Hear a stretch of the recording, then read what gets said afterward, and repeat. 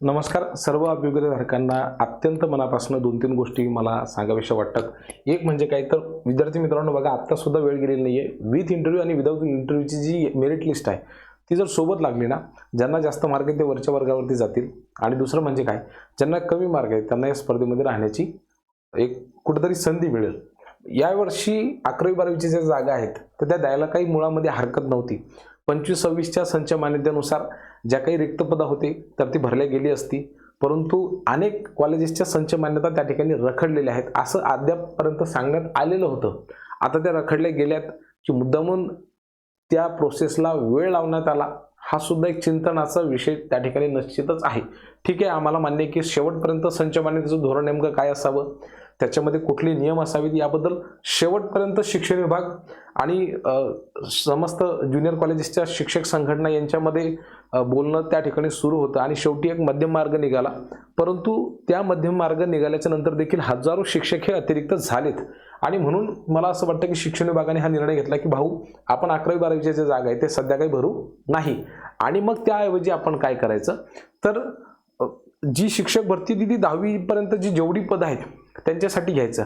माझी शिक्षण विभागाला आता सुद्धा विनंती आहे की तुम्ही प्राधान्यक्रम जनरेट करण्याच्या पूर्वी किमान ज्या कॉलेजेसच्या संच मान्यता पूर्ण झालेल्या आहेत आणि जर त्या ठिकाणी शिक्षकांची संख्या ही जर रिक्त असतील किंवा पदसंख्या शिक्षकांची पदं भरण्यासाठी मुबलक त्या ठिकाणी जर पदं असतील तर ती तुम्ही पवित्र पोर्टलला कोणत्याही परिस्थितीमध्ये द्या, म्हणजे जेणेकरून काय होईल आमचे जे चांगले ज्या विद्यार्थ्यांना अतिशय चांगले मार्क आहेत तर ते वरच्या वर्गांना जातील, ज्या विद्यार्थ्यांना कमी मार्क आहेत तर ते खालच्या वर्गासाठी राहतील, म्हणजे त्यांना किमान संधी तरी मिळेल।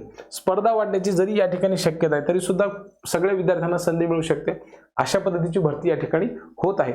विद्यार्थी मित्रांनो एक गोष्ट लक्षात घ्या, आम्ही सुरुवातीपासून फार छाती बडू ह्या गोष्टी काही सांगितलेल्या होत्या, त्यामध्ये आम्ही प्रामुख्याने असं म्हटलेलं होतं की फक्त जिल्हा परिषदांच्या ज्या जागा आहेत त्या जागा आल्यात म्हणजे संपूर्ण शिक्षक भरतीची प्रक्रिया पूर्ण झाली असं जर कोणी म्हणत असेल तर ते फार चुकीचं आहे।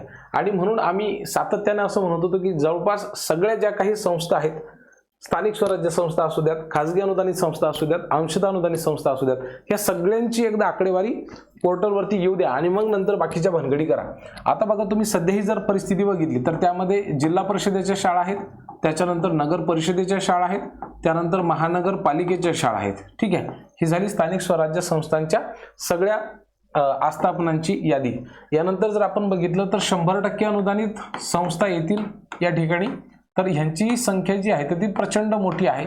परंतु ह्या सगळ्या जागा ज्या आहेत म्हणजे बहुतांशी याच्यामधल्या 100% अनुदानित ज्या संस्था असतात त्यापैकी ज्या जागा आहेत विद्यार्थी मित्रांनो तुम्हा सगळ्यांना सुद्धा माहिती आहे की ह्या कशामध्ये येतात, मुलाखतीच्या राऊंडमध्ये येतात आणि त्यामुळं ज्या विद्यार्थ्यांना जास्त मार्क आहेत ते विद्यार्थी या ठिकाणी खूप मोठ्या प्रमाणावरती कॉम्पिटिशनला येतील, स्पर्धा खूप मोठ्या प्रमाणावरती वाढेल।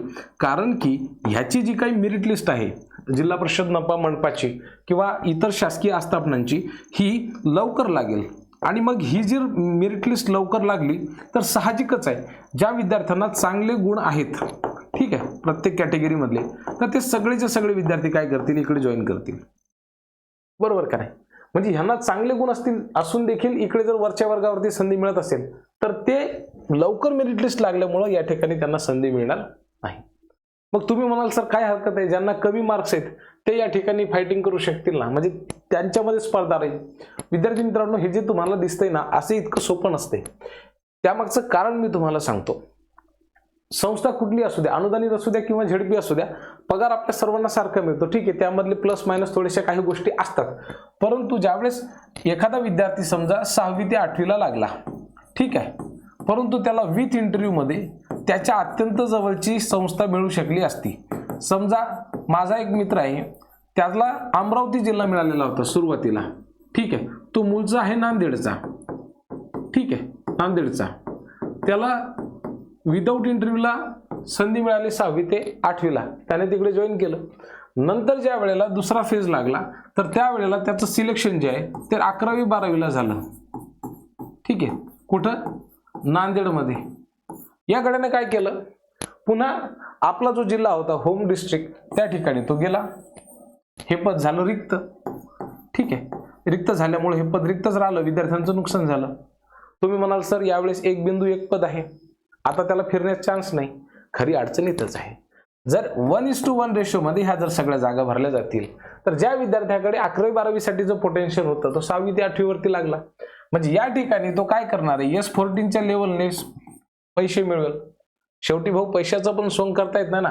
दूरच्या जिल्ह्यामध्ये राहून S14 मिळवावं लागणार आहे आणि ज्याचा नंबर स्वतःच्या जिल्ह्यामध्ये अत्यंत जवळ लागणार होता त्याला ती संधीच मिळणार नाहीये, चांगले मार्क असून सुद्धा, फक्त एका कारणामुळे की विथ इंटरव्ह्यूची जी यादी आहे, मेरिट लिस्ट आहे, ती नंतर लागेल. मग आता आपण काय करायला हवं सर्वांनी? माझं असं प्रामाणिकपणानं मत आहे की घार फिरे उंच आकाशी परंतु तिचं लक्ष पिलापाशी. माणूस जीवनामध्ये जे पैसे कमवतो ना ह्याच्यापेक्षा महत्वाचं ते कुटुंब असतं. शेवटी आई वडील नातेवाईक मित्र परिवार यांच्यापासून किती किलोमीटर दूर जाऊन राहायचं याचा एक प्रश्न असतो. बदलीच्या अनुषंगाने हजारो असे शिक्षक आहेत की ते अक्षरशः डोळ्यातून पाणी काढतात आणि म्हणतात भाऊ कुछ भी करो लेकिन माझी बदली माझ्या जिल्ह्यामध्ये करून द्या. काहीही करायला तयार असतात. तुम्ही बघितलं असेल मध्यंतरीच्या काळामध्ये भरतीमध्ये अक्षरशः काही देवाणघेवाण करून सुद्धा बदल्या झालेल्या होत्या. आता ते ऑनलाईन पोर्टलमध्ये आलं त्याच्यामुळं अनेक वर्ष निघून जातात. अनेक महिला भगिनी आम्ही बघतो की त्यांच्या डोळ्यामधनं पाणी टपाटपा पडतं, कारण की इलाज नसतो. काही जणांना कुटुंबापासून दूर राहावं लागतं. मुलं एकाकडे असतात, नवरा पती असतील पत्नी असतील. अरे लईच विचित्र अवस्था आहे. तुम्ही असं समजू नका की बा आपल्याला नोकरी मिळाली म्हणजे झालं नाही. त्याच्यानंतरच्या गोष्टी खूप वेगळ्या राहतात. मला असं वाटतं की दोन्ही जर याद्या सोबत लागल्या की नाही तर विथ इंटरव्ह्यू विदाऊट इंटरव्ह्यूमुळे काय होईल की आपल्या जवळच्या ठिकाणी लागण्याची शक्यता त्या ठिकाणी वाढेल. शेवटी भाऊ हे सगळं कुठं ना कशासाठी करून राहिलो आपण, एक स्थैर्य प्राप्त होण्यासाठीच ना. आणि आयुष्यामध्ये फक्त पैशाने स्थैर्य येत नसतं, ते मानसिक सुखानं सुद्धा येत असतं. म्हणून माझी तर शिक्षण विभागाला फार कळकळीची आणि नम्र विनंती आहे की हे जे विद्यार्थी तुमच्यावरती प्रचंड आस लावून बसलेले आहेत ना, यांना फक्त एवढं करा की ही ज्या दोन्ही ज्या लिस्ट आहेत ना, विदाऊटची आणि विथची, ही सोबत लावा. आणि यासाठी काय करा माहिती आहे का की विदाऊट इंटरव्ह्यूची लिस्ट आता तुम्ही प्राधान्यक्रम दिल्याच्या नंतर साधारणतः 7 ते 8 दिवसांमध्ये 100% काय कराल, जनरेट कराल. ठीक आहे, याला मला माहिती आहे की तुम्ही जास्त वेळ घेणार नाही. मग हे 8 दिवसांची यादी जनरेट करायला तुम्हाला जर 8 दिवसांचा वेळ लागत असेल तर पॅरलली तुम्ही काय करा, विथ इंटरव्ह्यूच्या सुद्धा तयारी करून घ्या. आणि एकाच 3च विद्यार्थी येणार आहेत यावेळेस, बरोबर की नाही. त्यामुळे मुलाखतीची प्रोसेस सुद्धा 8-10 दिवसामध्ये 100% होऊच शकते, कितीही जागा असू देत. संस्थांना सांगा की तुम्ही पॅनल थोडेसे जास्त बसवा. आणि संस्थांना सुद्धा आता आधीच्या शिक्षक भरतीचा अनुभव आहे, त्यामुळे ते काय करू शकतात, ह्या ज्या मुलाखती आहेत आणि सगळीच्या सगळी पोर्टलची जी प्रोसेस आहे तर ती लवकर करू शकतात. त्यांना म्हणा बाकीच्या भानगडी तुम्ही नंतर करा. आणि हे जे मुलाखतीचं आता कॅल्क्युलेशन आहे ते सुद्धा पोर्टलवरतीच होऊ शकतं. तुम्हाला माहिती आहे की त्या ठिकाणी 75% गुण हे पोर्टलवरच्या म्हणजे टेटच्या मार्कांवरच आहेत.